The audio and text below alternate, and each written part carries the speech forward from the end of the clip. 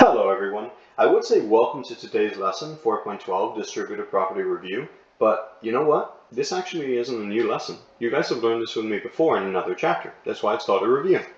So let's move on to the actual work.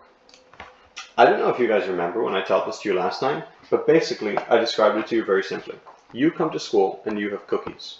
Now you want to give those cookies to your friends.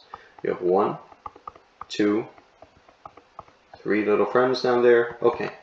If you give your cookies to 2 of those friends and you ignore the third friend, that third friend is going to feel terrible. You can't do that to your friends. You need to give cookies to all of your friends. There can't be any exceptions. Well, this also applies to the math. So, let me show you. Here, you have 3 parentheses 4x plus 2.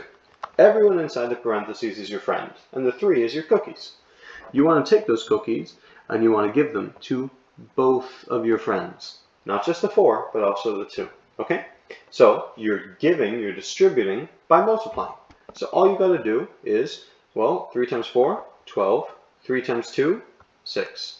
And then you can just bring down the x and the plus sign that used to be there. That's it. That's how easy it is. You're just multiplying numbers. The only thing you have to do is make sure you multiply to all the numbers inside the parentheses. Let's do another example. Here, again, I want to make sure I distribute to both of the numbers. Okay, so 6 times 5 is going to be 30, and then 6 times 2 is going to be 12. Perfect. I just bring down the minus and the n that used to be there, and boom, you're done. Now, in the next example, this one, I don't know, it looks a little weird to me, because like, I can draw my arrows before, I'm giving to the y, and I'm giving to the 3, but this one's going to be kind of hard, because, like, what's the number for the y, yeah? The y doesn't have a number, which means it's being accompanied by the silent, invisible ninja, 1. Now you can multiply. 8 times 1 is 8, and 8 times 3 is 24. Bring down that y, bring down that plus. Boom, you're done. Please notice in every single one of these, I am not adding these numbers together. I'm just multiplying, and what I get, this is my final answer, okay? Another example. Here, honestly, try pausing the video for every single one from now on and try and work it out on your own, just to practice. Okay, so for here, it's literally a distribution, so it's going to be 7 to the 6, then 7 to the 1, perfect. 7 times 6, 42, 7 times 1 is 7. All I have to do is bring down the m and the plus. Next example. Here, again, 12 I distribute to the y, and 12 I distribute to the 5.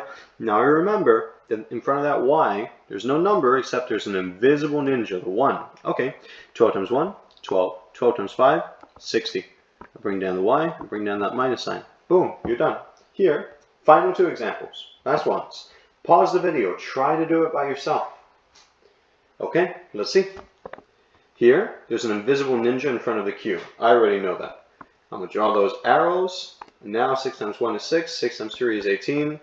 I bring down the Q, I bring down the plus sign. Done.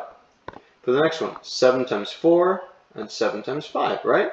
Okay, 7 times 4 is 28. 7 times 5 is going to be 35.